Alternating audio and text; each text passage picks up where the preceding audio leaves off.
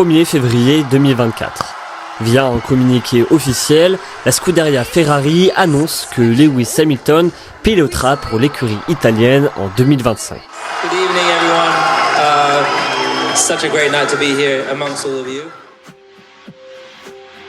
Rayonner à travers la planète, accroître son économie, attirer l'œil, montrer les muscles, mais surtout dissimuler les facettes les plus sombres de sa gouvernance, tel est le virage que la catégorie reine des sports auto est en train de prendre. Bonjour et bienvenue dans cette 19e série de Géosporétique où nous allons nous plonger dans un nouveau chapitre dans la grande histoire du sport, dans lequel la F1, symbolisée par cette signature entre Lewis Hamilton et Ferrari, devient un outil de soft power. Et pour parler de ce sujet passionnant, j'ai l'honneur d'être en compagnie de monsieur Daniel Ortelli. Comment ça va ? Ça va bien et c'est encore mieux si tu me dis Daniel au lieu de me dire monsieur. Okay. Ça sera déjà vraiment bien. Je suis ravi de te parler aujourd'hui parce que je vois que tu es totalement passionné par ce que tu fais et que tes séries sont vraiment intéressantes et c'est bien que quelqu'un comme toi s'intéresse à l'histoire de tous ces sports, notamment le foot avec le Celtic et les Rangers. J'adore le foot moi aussi. Donc je suis ravi de passer après le derby écossais. Bah merci, c'est super gentil. Alors Daniel, c'est difficile de résumer ta carrière en quelques lignes vu que tu portes de multiples casquettes, mais tu es connu pour être un journaliste, tu as notamment travaillé 30 ans à l'AFP dans le domaine du golf, du football, mais aussi et surtout de la F1, où tu as écrit plusieurs livres à ce sujet, sur l'histoire du Paul Ricard, sur les champions de F1 depuis 1950, et plus récemment tu as travaillé aussi sur des biographies, donc Lewis Hamilton, Fernando Alonso, Max Verstappen et Ayrton Senna, notamment coécrit avec Thomas Volok qu'on a eu la dernière fois. Alors ma première question elle est assez simple mais à la fois très difficile à répondre. Est-ce que aujourd'hui la F1 c'est devenu un objet convoitisé par les puissances émergentes pour tout ce qu'on a dit précédemment ? Ça allait depuis plusieurs années parce qu'en fait ça a commencé très simplement quand Bernie Ecclestone, le promoteur de la F1 pendant 50 ans, a cherché des circuits pour installer des grands prix. Et en fait, il les a cherchés en même temps. Il y a des pays qui l'ont contacté en disant nous on aimerait bien avoir un Grand Prix de Formule 1, on est prêt à mettre plusieurs millions sur la table pour construire un circuit et on sait que ça va être très bon en termes de communication. Donc ça a commencé par l'Europe de l'Est puisqu'il a été le premier à faire un Grand Prix de l'autre côté du rideau de fer en Hongrie. C'était un événement incroyable parce qu'on n'imaginait pas que la Formule 1 représentant l'argent, le capitalisme et le monde occidental allait pouvoir courir en Europe de l'Est. Donc ça a été une vraie révolution grâce à Bernie Ecclestone qui était un homme d'affaires très avisé. Et après, il y a plein d'autres pays qui ont suivi et qui se sont ajoutés à Monaco. Parce que Monaco, c'était pas vraiment un outil de soft power, c'était un outil de prestige, le Grand Prix, depuis la nuit des temps. Mais les autres qui sont venus se rajouter, comme Singapour, comme l'Azerbaïdjan et après le Moyen-Orient, alors pour le coup, eux, c'était vraiment du soft power parce qu'ils avaient besoin de se refaire une image positive par rapport au sport. Il y a un sport très pas populaire, mais très très diffusé et c'est un sport de niche. C'est plus un sport aussi populaire qu'avant quand c'était sur TF1 l'après-midi en prime time et que c'était gratuit. Mais ça reste un sport très très suivi et il est d'autant plus suivi depuis que Netflix a fait sa fameuse série, que les Américains ont racheté la F1 à Bernie Ecclestone en 2017 et maintenant il est tellement suivi et tellement redevenu populaire que il rapporte beaucoup plus d'argent que pendant les années Bernie. Et il rapporte aussi du soft power puisque ne serait-ce qu'au Moyen-Orient, on a maintenant 4 grands prix en Arabie Saoudite, au Qatar, à Abu Dhabi, au royaume de Bahreïn, et dans ces 4 cas de figure, c'était du soft power plein pot. Et justement, tu en as parlé, si effectivement ça existait un peu avant, est-ce que aujourd'hui la F1 connaît un regain de mondialisation comme jamais cela ne l'a été ? Est-ce qu'on est en train de vivre une mini-révolution au sein du monde de la F1 ? Oui, complètement, puisque les Américains sont arrivés avec leur mallette de billets et leur goût pour l'entertainment, et pour eux c'était un objet sportif, mais qui allait servir à faire de l'entertainment. Et c'est exactement ce qu'ils ont fait, puisqu'on est passé à 24 Grands Prix par an, et qu'on est passé à des Grands Prix, notamment aux États-Unis, Las Vegas, Miami, etc., qui attiraient un monde fou à des prix exorbitants que personne n'aurait jamais osé pratiquer en Europe ou en Asie. Donc effectivement, c'est devenu intéressant, mais surtout c'est devenu intéressant économiquement. C'est-à-dire que le modèle économique qui avait tenu 50 ans, où on avait un certain nombre de grands prix, un certain nombre d'écuries, on partageait ce qu'il y avait à partager, ça marchait déjà très bien. Ce modèle, il a été totalement explosé, parce que les Américains ont fait que les revenus des écuries ont doublé, voire triplé, et que la valeur des écuries a été multipliée par 5, 6, 10. On n'a pas trop d'estimation parce que tout ça c'est un peu virtuel, il n'y a pas vraiment eu de transaction, mais ce qu'on sait c'est qu'une écurie qui valait 100-150 millions d'euros il y a 10 ans, elle en vaut aujourd'hui minimum 1 milliard. Même Alpine, qui est dernière du classement, elle vaut maintenant 1 milliard d'euros. Il y a des investisseurs qui s'y intéressent, alors qu'il y a 10 ans, elle était nulle part. C'était une belle écurie basée en France et en Angleterre, mais elle valait pas aussi cher qu'aujourd'hui. Donc ils ont effectivement réussi leur coup, et la prochaine étape, dans quelques années, ça va être, et ça c'est quasiment certain, quand les Saoudiens vont mettre beaucoup d'argent sur la table pour acheter la F1 aux Américains. Donc c'est un peu ce qu'ils ont fait dans le golf avec le Live Golf, mais ils n'ont pas racheté le circuit américain, ils ont créé un circuit parallèle qui marche plus ou moins bien. Ils ont surtout mis beaucoup d'argent, et je pense qu'ils sont prêts maintenant à mettre beaucoup d'argent dans la F1, parce que d'une part, il y a beaucoup d'intérêt déjà du Moyen-Orient.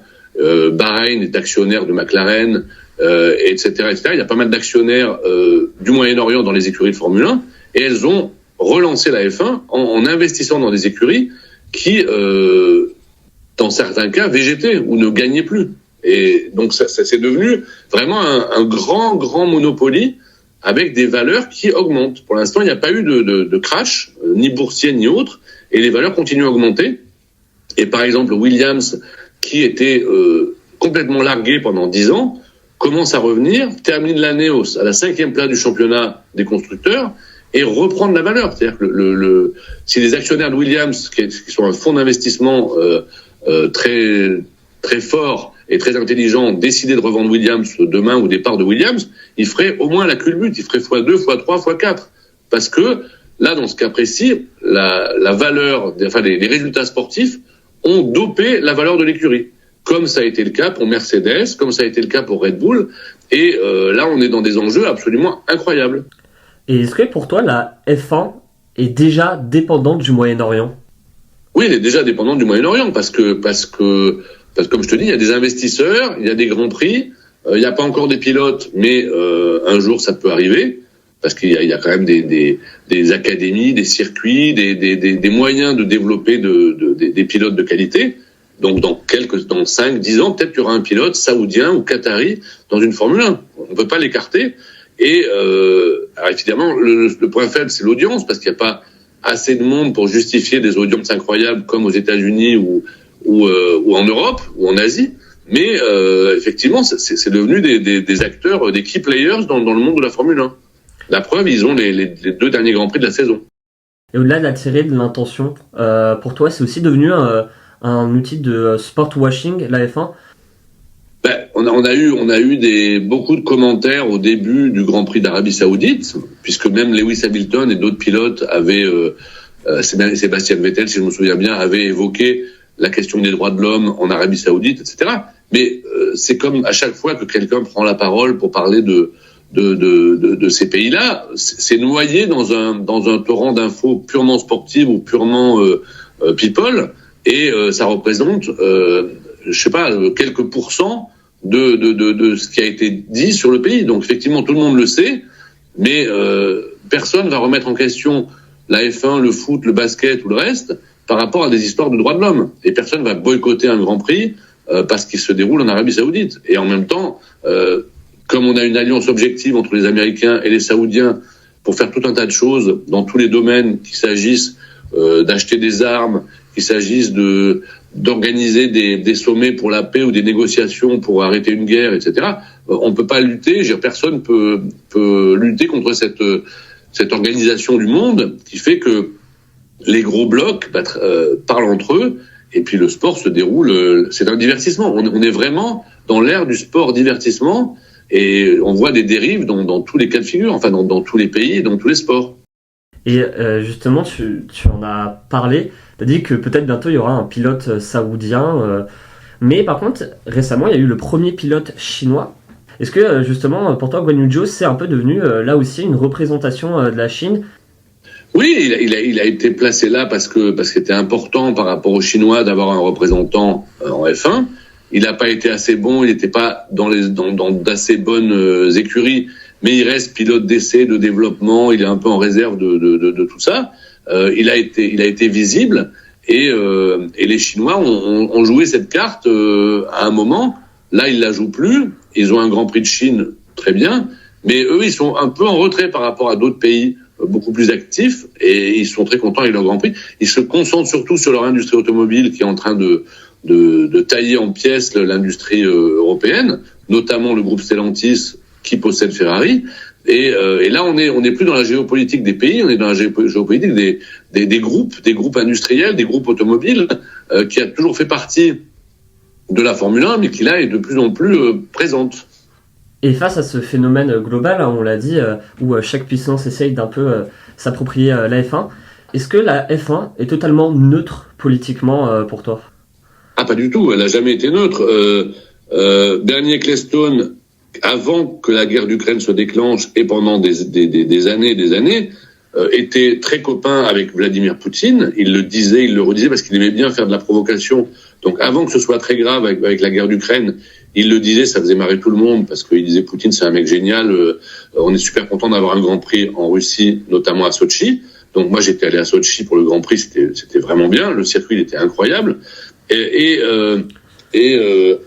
donc c'était déjà le cas. Donc et la F1 n'a jamais été neutre. Pourquoi? Parce que d'une part, elle était gérée par des Anglo-Saxons et que les Anglo-Saxons, pour eux, la F1 c'était du business et avant tout du business.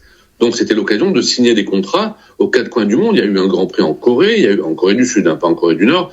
Il y a eu des Grands Prix qui ont pas duré, mais qui à chaque fois étaient des opportunités de business.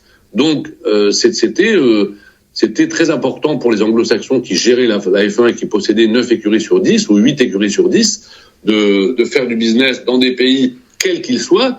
Et ils se fichaient pas mal des histoires de droits de l'homme ou du fait que le patron du pays soit un dictateur ou un tyran. Voilà, c'était pas du tout leur problème. Et pourtant, aujourd'hui, on voit qu'il y a une différence de traitement. Je pense notamment à ce qui se passe en Russie a été un argument pour arrêter les Grands Prix là-bas. Par contre, la F1 a un peu fermé l'œil à ce qui s'est passé en Azerbaïdjan, avec l'Arménie, même avec l'Arabie Saoudite, au Yémen. Est-ce que pour toi, aujourd'hui, la FIA, c'est une institution davantage occidentale que mondiale de ce point de vue? Non, c'est une institution mondiale, mais qui est très très politique. Donc tu peux pas enlever à la FIA le fait que c'est politique et que elle, pour le coup, elle dépend complètement de la Formule 1 puisque c'est la Formule 1 qui finance le budget de la FIA. C'est-à-dire que la FIA, son budget de plusieurs millions d'euros, il est financé intégralement ou quasi intégralement par la Formule 1. Ça fait partie du deal qui a été signé au départ et qui a été re-signé. Et la FIA est complètement dépendante de la Formule 1, a beaucoup d'autres activités dont on ne parle pas, notamment dans tous les pays qui sont affiliés. Il y en a plus de 150 pour développer le karting, pour développer des académies de jeunes pilotes, pour développer beaucoup aussi la sécurité dans les pays africains, etc. Les associations sportives, les automobiles clubs sont membres de la FIA et ils développent des tonnes d'activités pour la sécurité routière. Et ça, personne n'en parle, mais c'est une facette très importante du travail de la FIA. Donc, on peut pas mettre en doute la légitimité de la FIA pour gérer tout un tas de choses qui ont un lien avec l'automobile et dont on ne parle pas, parce que la F1, c'est l'arbre qui cache la forêt. Mais ce qui permet aujourd'hui à la F1... C'est la vitrine aussi, c'est la vitrine, je t'interromps. C'est la vitrine du sport automobile, et c'est une vitrine très rutilante en ce moment. Et si c'est la vitrine du sport automobile, c'est aussi en grande partie grâce à l'une des plus grandes institutions aujourd'hui, en Ferrari. Donc voilà, petite transition vers l'affaire Ferrari-Lewis Hamilton. Alors, il y a une phrase très connue, en Italie, il y a deux religions, la religion catholique et Ferrari. À quel point Ferrari c'est grand? Et est-ce qu'on peut vraiment mettre de mots, on peut comparer l'influence qu'a Ferrari dans le monde? C'est un État dans l'État et c'est le groupe automobile le plus puissant au monde en termes d'image. C'est pas pour rien que il y a cette comparaison avec la religion, et avec les églises d'Italie et le fait que les cloches sonnent à Maranello quand il y a une victoire, c'est pas arrivé depuis un certain temps. Mais voilà, c'est pour les Italiens, il n'y a pas de comparaison possible avec notre pays à nous, parce que nous, dans notre pays, les plus passionnés des supporters, c'est les supporters de foot, donc ils sont pour l'OM ou pour le PSG. Mais voilà, on n'a pas de passionnés de Peugeot ou de Renault. On a quelques fans de Renault qui regrettent l'arrêt du moteur Renault et le fait que les Anglais aient pris le pouvoir sur l'écurie Renault Alpine. Mais voilà, Ferrari, en plus, c'est pour ça, c'est parce que Ferrari est très importante, que c'est très politique, et que chaque enjeu de Ferrari est commenté sur des pages entières par la presse italienne. C'est pour ça que l'arrivée de Lewis Hamilton a dopé le cours de bourse de Ferrari, parce que c'était au début de l'année et que personne pouvait imaginer que ça allait aussi mal se passer. Mais à la limite, c'est même pas grave, parce que Ferrari étant la plus ancienne écurie de Formule 1 et probablement la plus riche, il y a même pas d'estimation. On estime l'écurie Red Bull à un certain nombre de milliards d'euros, l'écurie Mercedes à un certain nombre de... Personne n'a sorti une estimation de la valeur de Ferrari. Déjà, c'est invendable, c'est inestimable, donc c'est concrètement inestimable. On peut regarder le cours de bourse de Ferrari, mais c'est juste un épiphénomène, parce que Ferrari n'a jamais vendu autant de voitures, Ferrari n'a jamais gagné autant d'argent, et Ferrari n'est pas concerné par les problèmes du groupe Stellantis pour vendre ses voitures de série face à la concurrence des voitures chinoises notamment. Et donc c'est pour ça que chaque début de phrase ou chaque mot sur Ferrari devient une affaire d'État. Et c'est pour ça aussi que il y a eu pendant des années et historiquement chez Ferrari des dirigeants d'entreprise qui étaient des hommes politiques, beaucoup plus que John Elkann, qui est un businessman pur et dur qui a pas les codes. Il n'a pas les codes du fait que Ferrari est très très politique. Lui, c'est plus un businessman, et on voit les limites du système, et on comprend que il n'y a pas de problème pour le cours de bourse de Ferrari, même si Ferrari ne gagne plus en Formule 1. En revanche, le groupe Stellantis, c'est pas évident en ce moment. Effectivement, et il y a pratiquement un an, le plus grand pilote de Formule 1 a rejoint la plus grande écurie de Formule 1. Donc, est-ce qu'on peut parler du plus grand mouvement de l'histoire de la Formule 1, ce qui s'est passé entre Lewis Hamilton et Ferrari? Oui, parce que si on compare au moment où les 3 précédents champions du monde sont venus chez Ferrari, enfin je parle de l'époque récente, Michael Schumacher, il était 2 fois champion du monde. Il est arrivé chez Ferrari en 96, il lui a fallu 4 ans pour commencer à gagner, 4 ans. Et les voitures étaient plus simples qu'aujourd'hui. Il y avait moins d'électronique, c'était moins aléatoire par rapport à la réglementation, il y avait moins d'aérodynamique, il y avait moins d'ingénieurs, les écuries, il n'y avait pas 900 personnes comme chez Red Bull ou Mercedes, c'était beaucoup plus simple. Il a mis 4 ans à gagner, et c'était Michael Schumacher. Et ensuite, quand Alonso est venu, ou quand Vettel est venu chez Ferrari, ça a été très important, ça a été très commenté, c'était un gros transfert. Mais les gars, ils avaient déjà l'un 4 titres mondiaux, c'était Vettel, l'autre 2, et ils n'avaient pas l'image mondiale iconique qu'avait Lewis Hamilton quand il a rejoint Ferrari. Parce que Lewis avait 7 titres mondiaux, mais surtout il avait une image très très forte sur les réseaux. Les réseaux n'existaient pas à l'époque de Vettel, d'Alonso et de Schumacher. Et tout ça a été multiplié par 10 ou 100 à cause de la notoriété, de l'image très positive de Lewis et des réseaux qui sont devenus un élément très important dans le suivi de la F1 auprès du jeune public, auprès des jeunes fans qui ont découvert la F1 avec Netflix, qui l'ont redécouverte avec Formula One, le film avec Brad Pitt, et qui vont continuer à suivre la F1 s'il y a un début d'intérêt sportif, s'il n'y a pas une écurie qui domine tout le monde l'année prochaine. Tu en as parlé en amont de notre enregistrement, mais pourquoi ce mouvement dépasse le cadre de la F1 et touche le monde, notamment en ce qui concerne les relations entre l'Angleterre et l'Italie? Parce que historiquement, la F1 a toujours été une histoire de lutte entre les anglo-saxons de Ferrari, et ça, au niveau du scénario, ça marchait très bien.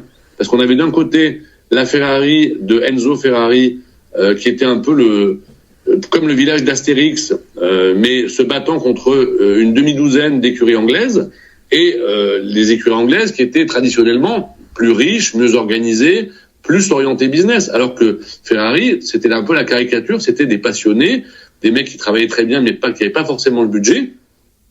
Et c'est depuis ces dernières années que Ferrari est devenu vraiment une machine à à développer de la Formule 1 à grande échelle sans avoir rien à envier aux écuries concurrentes. D'abord, il y a eu Mercedes, mais Mercedes était basée en Angleterre, donc c'était comme une écurie anglaise. Ensuite, il y a eu Red Bull qui n'est arrivé qu'en 2006, ça fait à peine 20 ans, et qui, pareil, était très très équipé financièrement pour gagner. Et comme par hasard, les 2 dernières ères de domination de la F1, c'était Red Bull et Mercedes, parce qu'il y avait beaucoup plus d'argent. Et Ferrari n'était pas au niveau. Et depuis quelques années, Ferrari est au niveau par rapport au budget, mais n'a plus les meilleurs ingénieurs, les meilleurs dessinateurs, les meilleurs. Voilà, ils ont été largués techniquement. Donc c'est pas un problème de moyens, c'est pas un problème de structure, c'est un problème d'hommes, de compétences. Et c'est pour ça que la voiture marche pas et qu'elle n'a pas marché de toute l'année. Est-ce que, pour toi, Lewis Hamilton était et aujourd'hui encore plus grand que Ferrari? Oui, parce qu'il a communiqué de manière très intelligente toute l'année et qu'il a encore, parce que notamment en France, mais pas seulement en France, on aime beaucoup les perdants magnifiques. Donc là, il était le maître de la F1 et il est devenu le perdant magnifique face à un mec, Max Verstappen, dont personne ne peut contester les qualités, le talent, le fait qu'il a 13 ans de moins que Lewis et qu'il il a jamais été aussi fort. Donc je pense que oui, parce que il a toujours eu cette image positive toute l'année. Il a jamais craqué, il a dit quelques trucs, mais il a toujours été d'une correction parfaite, en lien avec ses valeurs, ses principes et le fait que même quand il a perdu en 2021 contre Max Verstappen, il a gardé la tête haute, il a pas fait de polémique, il a dit ok, c'est bon, j'ai perdu la course, j'ai perdu le titre mondial, on va passer à autre chose. Bon, il a du mal à passer à autre chose, mais il reste une personnalité incontournable. C'est du niveau de Tiger Woods ou Michael Jordan, et pas seulement à cause de la couleur de sa peau. C'est devenu une icône, et il est aussi dans la mode, il est aussi dans le cinéma, il est aussi dans la musique, et il a une image qui dépasse celle de Ferrari. Mais cette année difficile est en train un peu de décorner tout ça, parce qu'il n'y a pas les résultats sportifs, et que Charles Leclerc a été meilleur que lui toute l'année. Et tout à l'heure, on a parlé du poids de Ferrari. Je suis tombé sur un papier très intéressant de Michael Sawyer, c'est un professeur agrégé de littérature et de culture afro-américaine à l'université de Pittsburgh, qui a rappelé que certains pans de l'Italie, on ne fait pas bien sûr une généralité, mais chez une certaine partie de la population italienne, n'a pas toujours réservé un accueil très favorable, très chaleureux aux athlètes noirs. On peut penser notamment dans le monde du football à Mario Balotelli. Est-ce que ça a été le cas en Italie ? Eh ben non, parce que, enfin, moi j'ai rien vu ou entendu de précis là-dessus, et je pense que ça c'est un des trucs les plus marquants de cette année, c'est que malgré ce que dit ce professeur de littérature et qui est certainement fondé et qui a été fondé sur des observations, parce que Balotelli, je m'en souviens très bien, c'était terrible.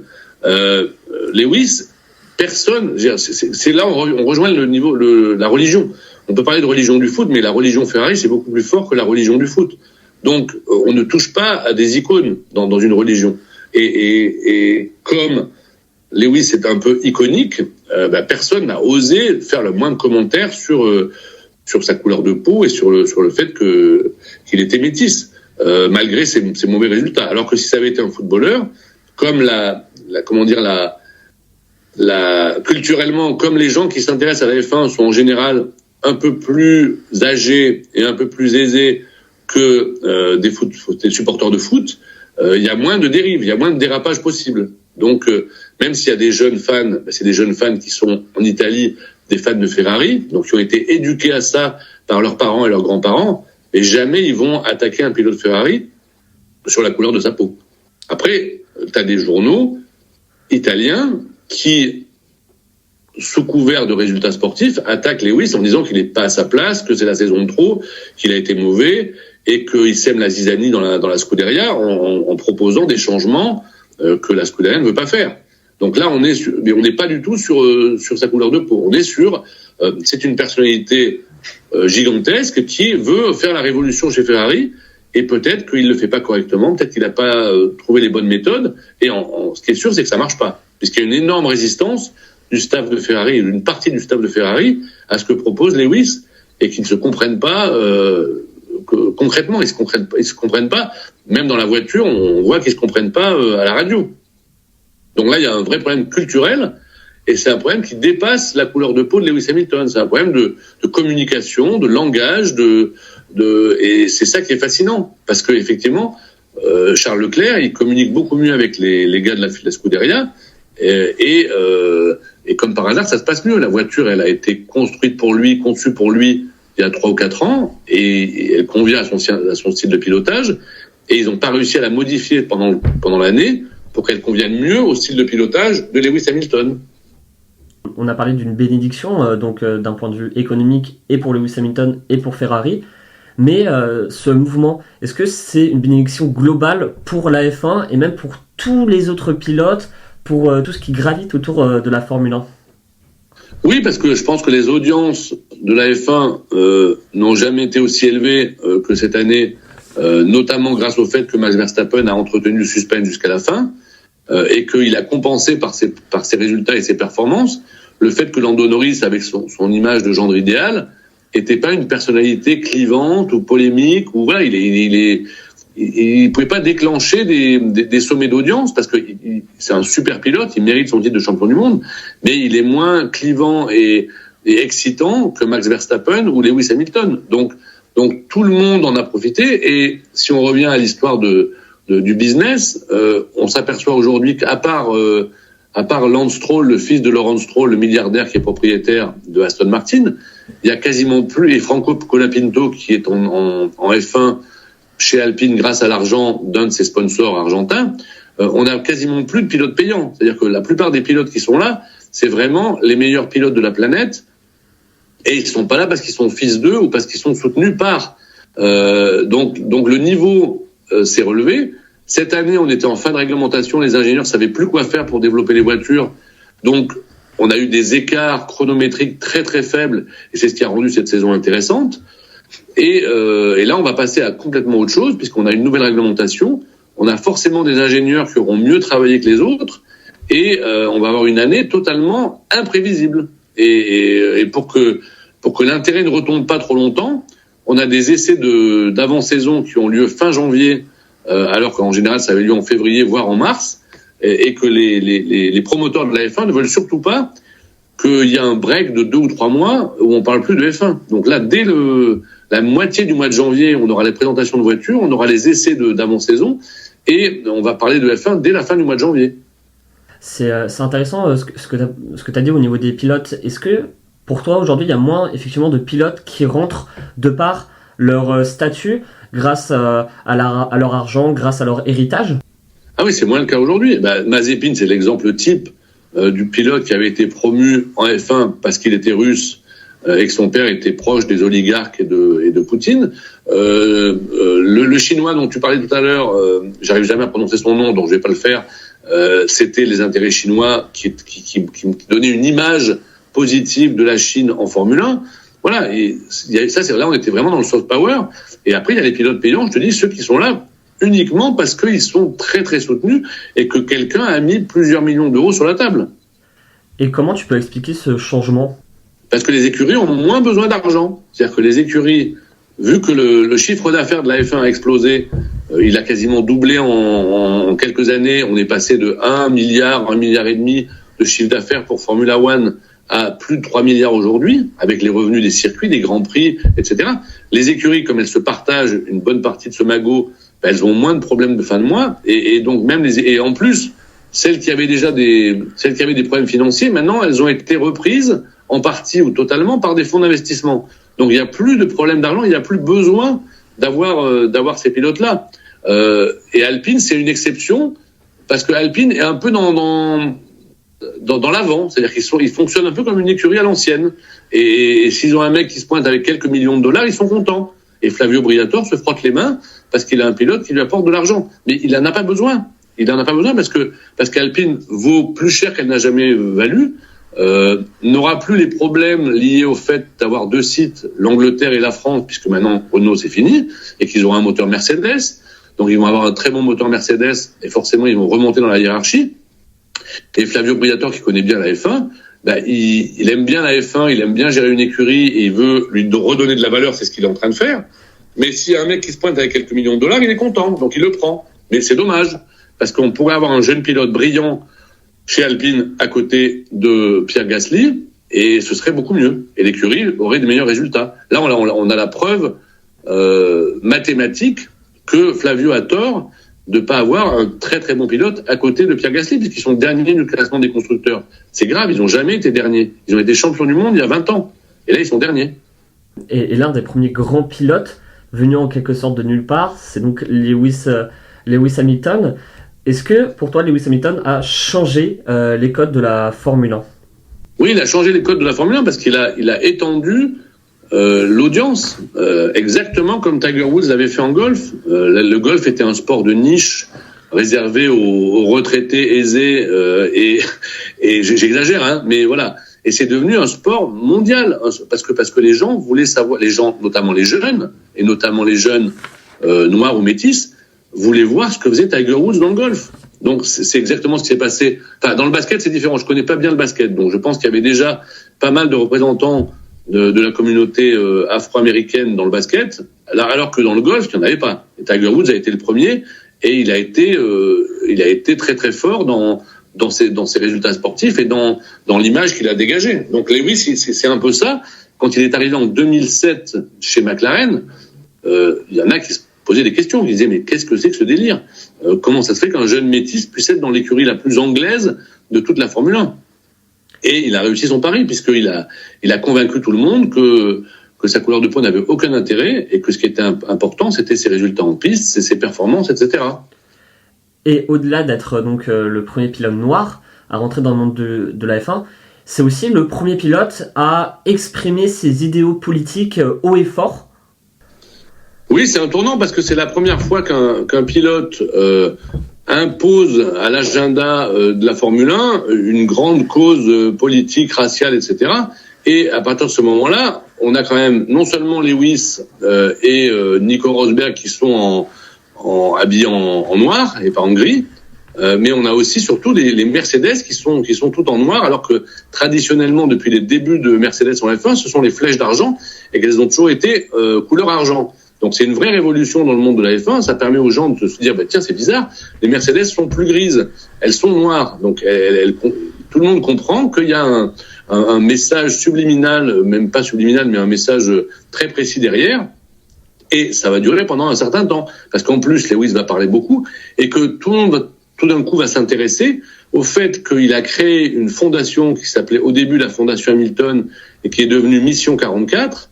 Et avec d'énormes moyens, dont ceux de Mercedes et d'autres partenaires, il a créé cette fondation Mission 44, dont le but unique est de permettre à des enfants, à des jeunes issus de minorités ethniques et raciales, d'accéder à la Formule 1. Donc ça s'est passé et c'est du concret, puisque grâce à cette fondation, il y a des filles notamment et des garçons aussi, qui sont devenus stratégistes, mécanos, ingénieurs, etc., dans les écuries de Formule 1. Et on les voit, on en parle, et c'est une véritable révolution. Et ça a débloqué, si tu veux, pas mal de choses en termes d'accès. Et les gens se sont dit, tiens, s'ils sont promus, formés, encouragés par la fondation de Lewis Hamilton, c'est que c'est du sérieux. C'est-à-dire, c'est pas du pipeau. Parce que une écurie de F1 va pas prendre quelqu'un. Il n'y a pas des quotas. On va pas prendre quelqu'un parce qu'il est noir et qu'il est obligé de prendre quelqu'un qui est noir. Non, il va prendre quelqu'un parce qu'elle a des qualités. Il y en a chez Pirelli aujourd'hui. Il y a des donc voilà. Donc ça a marché. C'est-à-dire ça a marché parce que la puissance de feu de Lewis Hamilton est énorme et que petit à petit, les jeunes qu'il a incités à rentrer dans le sport automobile sont en train de monter dans la hiérarchie. Et il y en a dans les écuries de Formule 1. Et est-ce que au départ, on va dire, de son militantisme, ça a choqué ? Est-ce que ça faisait beaucoup de débats au sein du monde de la F1 ? Je pense que ça a choqué, mais les gens de la F1 sont très malins. Donc ils vont pas s'embrouiller sur un sujet comme ça. Ils vont peut-être le dire off the record, et encore, je pense qu'ils prendront même pas le risque de le dire off the record, parce qu'il y a quand même beaucoup de journalistes en F1 et beaucoup de journalistes qui parlent beaucoup. Donc c'est même pas une omerta, c'est que personne va prendre le risque de dire c'est choquant, il en fait trop. Donc voilà, et ceux qui vont le dire, c'est des gens qui ne s'intéressent pas à la F1, qui ne suivent pas la F1 et qui sont en dehors de cette espèce de bulle. et qui vont dire ah oui, ça franchement c'est n'importe quoi, il sort de son rôle, il n'a pas à rentrer dans ce genre de débat. Donc les critiques, elles sont venues peut-être de gens de l'extérieur, mais qui n'ont rien à voir avec la Formule 1, donc ça n'a pas vraiment d'importance. Et est-ce qu'aujourd'hui son influence, son combat pour l'inclusion dépasse les frontières de la F1 ? Oui, je pense, parce que ça fait réfléchir des gens qui s'intéressent au sport en général et qui s'intéressaient plutôt au foot, au basket ou à d'autres trucs, et puis qui se mettent à voir qu'il y a un lien, c'est-à-dire qu'il y a un lien et que dans la plupart des sports, y compris le foot et le golf voilà, il y a un vrai combat pour l'inclusion et que ça fonctionne parce que petit à petit il y a des résultats concrets. Donc oui, je pense que les gens qui s'intéressent vraiment au sport dans son ensemble et à plusieurs sports, ils voient qu'il y a un effet très positif du côté de la F1 grâce à Lewis Hamilton. Avant de conclure, j'ai aussi une question, donc ça c'est un peu plus science-fiction. Est-ce que pour toi, dans le futur, Lewis Hamilton, il pourrait devenir un homme politique ? Je ne sais pas s'il le voudrait, mais en tout cas, il le pourrait. Parce que il a une image très forte et qu'il communique très bien. Il maîtrise très très bien sa communication. Et ça se voit pas, on a toujours l'impression que c'est lui qui est aux commandes. Mais il y a tout un staff autour de lui qui fait en sorte que il se rate pas quand il communique. Donc tout est calculé, mais ça a l'air toujours sincère. C'est-à-dire que quand il a l'air déprimé à la fin d'une séance de qualif, je pense qu'il est vraiment déprimé parce qu'il est hypersensible et que c'est un véritable moine soldat. C'est-à-dire qu'il y a que la F1 qui compte pour lui. Et cette image de mec un peu au-dessus de tout, que rien n'atteint, même le fait de rater complètement sa saison chez Ferrari. Là, il dit je pars me reposer puis je me remets au travail début janvier. Voilà, il a une image très très forte. Et je dirais pas qu'il pourrait être président des États-Unis parce que c'est un autre enjeu. Mais je le vois bien faire de la politique locale et être maire d'une grande ville ou gouverneur d'un État s'il a envie de faire de la politique. Mais je pense qu'il préfère la mode, la musique et d'autres trucs, d'autres activités. Et je pense qu'il est assez malin pour pas se fourvoyer et partir dans ce genre de trip. Mais on peut pas l'exclure totalement. Et donc là, pour vraiment conclure. Là, ça va être une question très vaste, donc je te laisse aller là où tu veux pour un peu se projeter. Quel est l'héritage que va laisser ce mouvement entre Ferrari et Lewis Hamilton dans le monde de la F1 et même dans le monde en général pour toi ? En fait, l'idée, c'est que Lewis a osé un truc que personne ne pensait impensable. Lui, il voulait vivre son rêve d'enfant. Son rêve d'enfant, comme il adorait la F1, son premier rêve, c'est d'aller chez McLaren parce qu'il était lucide. Il s'est dit, j'ai plus de chances de rentrer chez McLaren quand je serai en âge de piloter. Et c'est ce qui s'est passé. Donc, il est allé voir, quand il avait 10 ans, le patron de McLaren pour lui dire, je voudrais piloter chez vous un jour. Et Ron Dennis lui a dit, tu me rappelles dans quelques années. Il l'a rappelé quelques années plus tard et il est rentré chez McLaren. Et il a battu Alonso à armes égales dans la même voiture. Voilà. Mais son rêve, c'était Ferrari. Et il s'est pas dit, j'ai 40 ans, je gagne plus depuis 3 ans, c'est risqué. Il s'en fout. Il est allé, là ça a foiré, mais la notion de risque pour lui n'existe pas. C'est-à-dire qu'il voulait le faire, il l'a fait. Et c'est un vrai exemple de courage par un sportif, parce que au-delà du fait que ça lui rapporte beaucoup d'argent et beaucoup d'images et de notoriété, c'était un risque sportif, et là, ça a craché. Mais il s'en fiche. C'est-à-dire qu'il a vécu son rêve, il se souvient de tous les bons moments qu'il y a eu chez Ferrari depuis 1 an, et à la limite, il pourrait arrêter là, maintenant, cet hiver. C'est pas grave. Il aurait bouclé la boucle. Il serait allé au bout du truc, et ils sont une demi-douzaine à vouloir lui succéder chez Ferrari. Donc, il va rester le fait que il a pris le risque de le faire, alors que il savait qu'il y avait une possibilité que ça marche pas comme il fallait, parce que la voiture, elle marchait déjà pas l'an dernier. Donc il n'a pas réussi à changer le cours des choses, mais il a pris le risque de le faire, et c'est tout à son honneur. Et je pense que son image est grandie par cette saison, comme on l'a dit tout à l'heure. Et justement, cet aspect, tu en parles aussi dans ton livre, où c'est vraiment, on a l'impression d'être littéralement dans le journal intime de Lewis Hamilton, où on voit ses émotions, sa fierté d'être chez Ferrari. Est-ce que c'est vraiment ce que tu voulais faire ressortir à travers ce livre ? Dans lequel on imagine la saison 2025 chez Ferrari de Lewis Hamilton et Charles Leclerc si elle s'était bien passée. Et en fait, j'ai eu l'idée de faire ça comme si j'avais senti que ça risquait de foirer. Pour les fans qui sont maintenant inconsolables après une saison pourrie. Et en fait, c'est un mélange de fiction et de réalité avec des vrais commentaires de Lewis sur sa vie, des flashbacks, etc., des trucs qu'il a vraiment dit cette année, par exemple. Et puis des faux résultats de course, parce que comme il n'arrivait pas à gagner, j'ai mis des faux comptes rendus de course avec des résultats favorables à Ferrari. Et c'est pour ça que j'ai été bien aidé par 4 autres auteurs et un illustrateur qui ont totalement adhéré au projet. C'est-à-dire que moi, à un bout d'un moment, j'étais un peu en panne d'inspiration. Donc j'ai appelé des copains en leur disant est-ce que tu pourrais me faire un texte sur tel ou tel sujet en reprenant des trucs que Lewis a dit cette année ou l'année dernière ou il y a 2 ans. Et à chaque fois, qu'il s'agisse de Alexandre Bruno, Axel Brémond, Noah Genet ou Charles Cuny, ils ont à chaque fois trouvé le bon ton. C'est-à-dire que ils avaient leur style à eux, mais ils étaient dans le tempo, dans le ton de ce que j'avais prévu.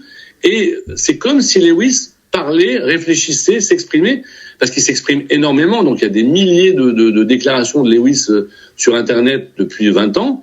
Donc c'est pas très dur d'imaginer ce qu'il pense, parce qu'on est à livre ouvert, c'est-à-dire qu'il ne cache rien, il montre ses sentiments, et donc ils ont fait ça un peu dans le même style que moi, et ça a beaucoup enrichi ce livre, parce que en plus des illustrations de Benoît Simoni, qui a fait une BD qui s'appelle Grand Prix Comique et qui a fait des illustrations à la limite parfois enfantines et très sympas pour ce bouquin, j'ai ces 4 autres auteurs qui sont venus apporter leur pierre.